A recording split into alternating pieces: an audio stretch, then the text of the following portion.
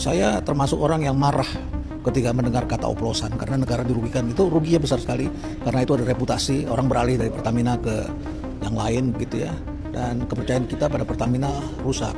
Jadi pasti dalam pikiran saya ini penjahatnya luar biasa. Tapi waktu berjalan ketika saya datang ke sini, saya mendengarkan, saya juga bertanya oplosannya kemana begitu. Saya tentu menginginkan itu oplosan itu diungkapkan.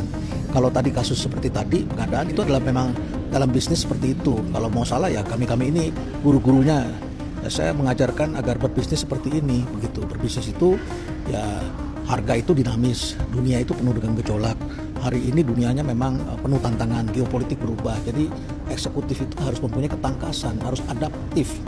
Indonesia itu negara kepulauan, bukan negara kontinen seperti Amerika yang satu daratan atau Cina satu daratan begitu luas.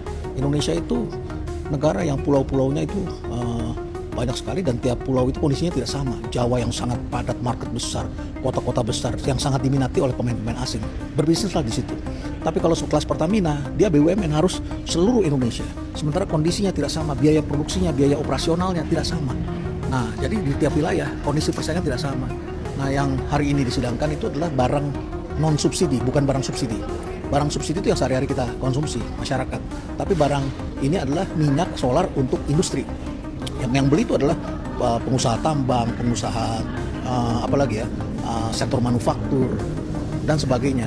Nah, mereka membeli itu pasti ada aturannya, kontraknya jangka panjang, kadang-kadang spot. Kalau spot boleh dijual dengan harga mahal. Tapi kalau kontrak jangka panjang, ya harga tetap.